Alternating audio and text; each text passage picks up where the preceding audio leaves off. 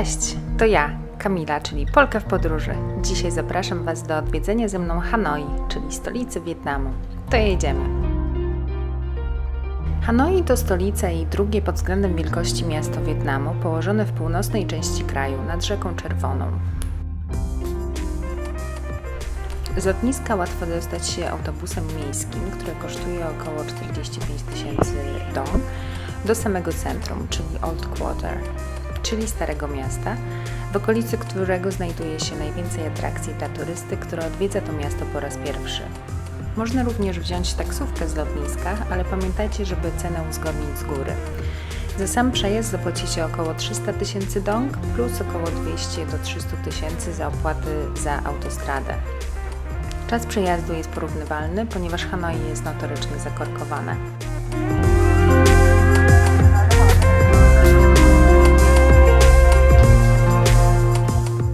Hanoi to jedno z najstarszych miast w Wietnamie, z długą historią sięgającą tysiące lat wstecz. Miasto pełniło rolę stolicy Wietnamu w różnych okresach historycznych. Obecnie Hanoi zamieszkuje około 7 milionów ludzi i wszyscy jeżdżą na skuterach. Przygotujcie się na dużą dawkę hałasu i trąbienia. Starówka w Hanoi to unikatowe miejsce, gdzie wąskie uliczki, tradycyjne domy i kolorowe stragany tworzą autentyczny klimat.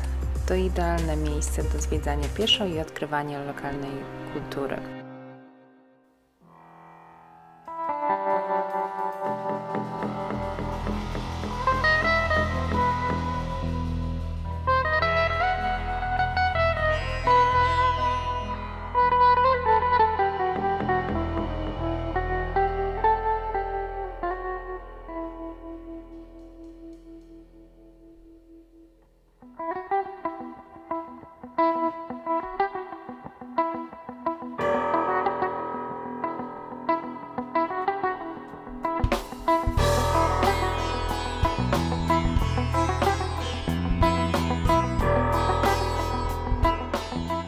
Popularnym jest również wynajęcie trycykla, który Was obwiezie po najczęściej odwiedzanych uliczkach Old Quarter. Natomiast pamiętajcie, żeby ustalić cenę z góry za cały przejazd. I pamiętajcie, żeby ustalić tą cenę w wietnamskich dongach. Inaczej może się okazać, że Wy mówiliście o dongach, a Wasz kierowca myślał o dolarach. Nie wiem na razie jak jest w innych miastach w Wietnamie, bo jestem tu kilka dni, ale jedno jest pewne, chodniki na pewno nie są dla pieszych, one są dla motorów i głupotą jest myśleć cokolwiek innego. Są one notorycznie zestawione przez motory, to jest dla nich parking. Tutaj akurat mamy gdzie przejść. Jest całkiem przyzwoicie, ale w większości, szczególnie na tych węższych uliczkach, nie da się przejść. Ludzie chodzą po ulicach, a motory stoją na chodnikach. Na chodnikach również prowadzi się dosyć bujne życie społeczne. Rozwijają się tutaj restauracje, biznesy, generalnie wszystko poza tym, co być może powinno tutaj być, czyli miejscem dla przechodniów, nie w Wietnamie.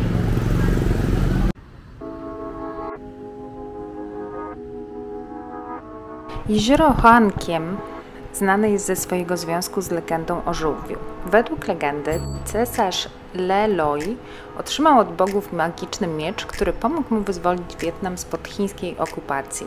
Po odzyskaniu niepodległości miecz wrócił do jeziora, gdzie został odebrany przez złotego żółwia. Jezioro to znajduje się w samym centrum miasta i niewątpliwie będziecie koło niego przechodzić nieraz, jeśli będziecie mieszkać w Old Quarter lub w okolicach. Jest to również fajna enklawa od głośnego i bardzo chaotycznego zgiełku Starego Miasta. Odpoczywają tutaj nie tylko turyści, ale również lokalsi.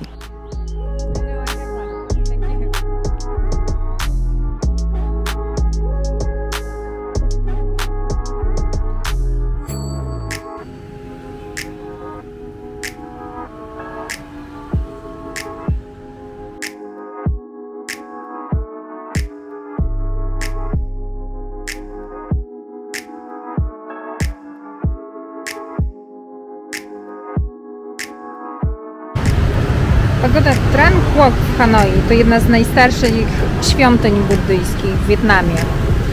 Znajduje się na wyspie West Lake Ho Tai w Hanoi i jest położona całkiem malownicza.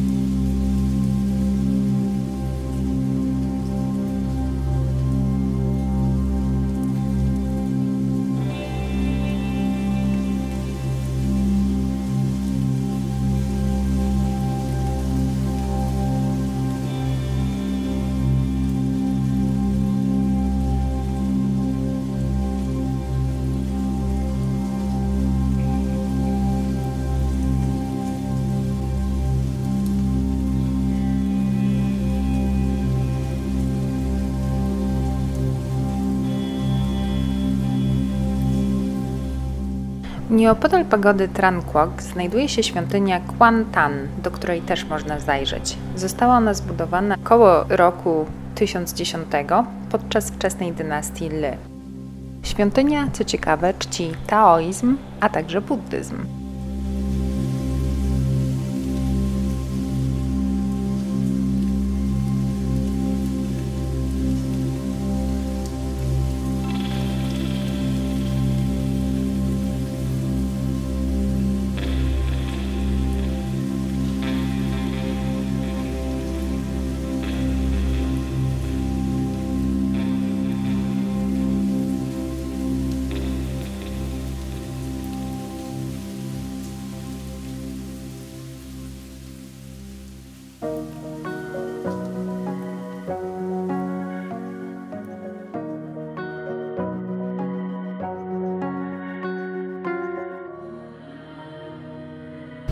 Znajduje się właśnie w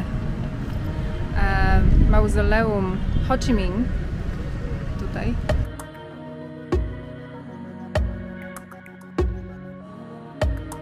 Kim był Ho Chi Minh i czemu ma swoje mauzoleum? Ho Chi Minh jest i pewnie pozostanie na zawsze bohaterem wietnamskim. On walczył o niepodległość spod kolonializmu francuskiego, a później spod rąk Amerykanów. Doprowadził do wyzwolenia Wietnamu w 1945 roku. Został pierwszym prezydentem Wietnamu i dlatego należy mu się mauzoleum tu w Hanoi oraz nazwa miasta Saigon na południu Wietnamu została zmieniona właśnie na jego cześć i nazywa się obecnie Ho Chi Minh. Na terenie mauzoleum Ho Chi Minh znajduje się również One Pillar Pagoda i Muzeum Ho Chi Minh. Warto to wiedzieć, ja na przykład tego nie wiedziałam i szukałam wejścia jakby oddzielnego.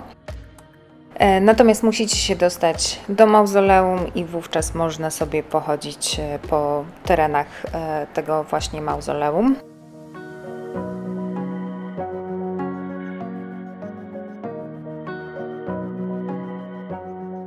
W Hanoi zaobserwujecie mnóstwo bardzo wąskich domów. Ma to związek z podatkami. Kiedyś podatek od nieruchomości obliczano na podstawie szerokości budynku. Zatem im szerszy dom, tym wyższe podatki. Aby uniknąć francuskich przepisów podatkowych, ludność lokalna zaczęła więc budować wąskie domy. Chociaż prawo podatkowe to akurat już nie obowiązuje, tradycja nadal trwa ze względu na ograniczoną przestrzeń.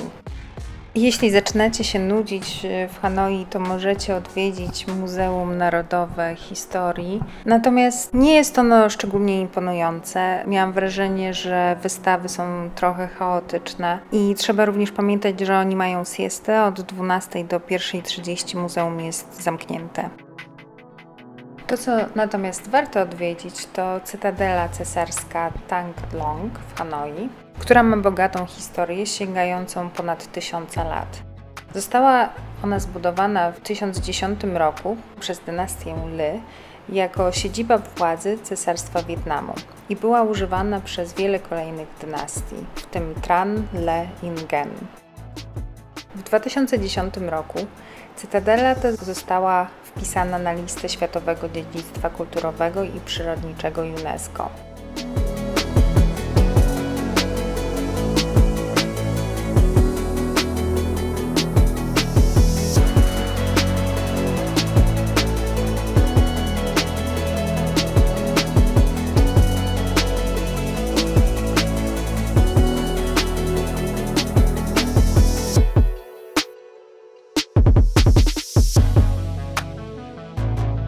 Obiekt ten jest całkiem dobrze odrestaurowany. Ponadto na terenie znajdują się również bunkry, które można obejrzeć i liczne wystawy artystyczne.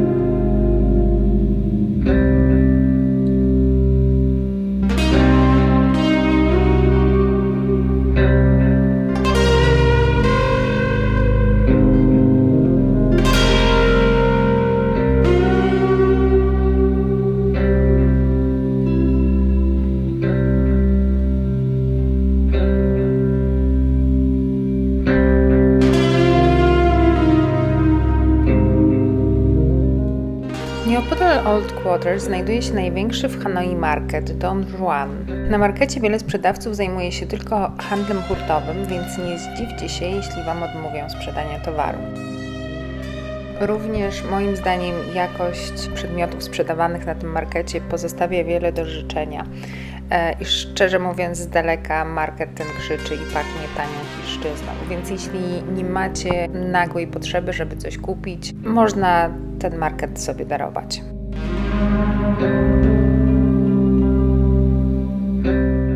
W Wietnamie króluje społeczeństwo patriarchalne, dlatego trochę się zdziwiłam, jak zobaczyłam Muzeum Kobiet w Hanoi. Szczerze mówiąc, to nigdzie indziej na świecie nie widziałam takiego muzeum, więc oczywiście nie mogłam się oprzeć, żeby je odwiedzić. Dowiecie się z tego muzeum ciekawych informacji na temat tego, jak wygląda życie codzienne i rola kobiety w społeczeństwie wietnamskim, tradycyjne i codzienne stroje oraz również rola kobiet w wojnach, na przykład tej ze Stanami Zjednoczonymi w latach 50. do 70. Jeśli macie czas, to polecam. Most Long Bien, o którym mowa, to most, po którym poruszają się tylko pociągi, skutery i piesi. Zaraz będę próbowała się tam dostać. Tak jak widać, most ten może nie należy do najpiękniejszych, natomiast jest to tyle ciekawy, że został zaprojektowany przez Gustafa Eiffla, czyli tego samego architekta, który zaprojektował wieżę Eiffla. Most ten został otwarty w 1903 roku za czasów panowania Francuzów w Wietnamie. W ciągu ostatnich ponad 120 lat został on kilka razy zniszczony i odbudowany. Most ten znajduje się znowu niedaleko Starego Miasta i można tutaj sobie przyjść na piechotkę i ten most zobaczyć. Jest również z niego fajny widok na Czerwoną Rzekę.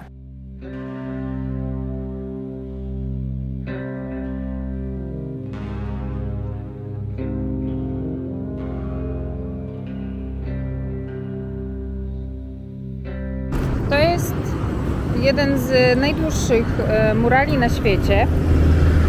Ma on ponad 4 km długości i został on zaprojektowany i wykonany na niegdysiejszych murach tamy, które podobno były całkiem obrzydliwe, więc pewien dziennikarz miał pomysł, żeby właśnie zmienić to na coś przyjemnego dla oka. Podobnie jak na przykład mury z graffiti na Służewcu w Warszawie. Chyba jedną z największych atrakcji w Hanoi jest Train Street. Jest to ulica położona w centrum miasta, na której tor kolejowy biegnie dosłownie przez środek osiedla. Ta unikalna ulica ma swoje korzenie w czasach kolonialnych, kiedy Francuzi zbudowali tor kolejowy, który przecina właśnie osiedle. Dziś stanowi ona niezwykły pomost między przeszłością a teraźniejszością. Ulica ta stała się popularnym miejscem turystycznym, a turyści mogą obserwować pociąg, gdy przemieszcza się on tuż obok domów. Kilka rzeczy, o których warto wiedzieć. Warto zapytać w hotelu o rozkład jazdy, ale nawet wiedząc dokładnie, o której przyjedzie pociąg, nie ma 100% pewności, że ten pociąg się pojawi. Żeby dostać się na ulicę Train Street, trzeba stanąć przed wejściem na tą ulicę i poczekać, aż któryś z lokalnych sprzedawców kawy pojawi się, żeby Cię zaprowadzić do swojej kawiarni. W Hanoi warto również spróbować oczywiście wietnamskiego jedzenia. Są tutaj rzeczy, które są typowe tylko dla kuchni północnego Wietnamu. Ja bardzo lubię banh quan, banh mi i moja ulubiona zupa pho w każdym wydaniu.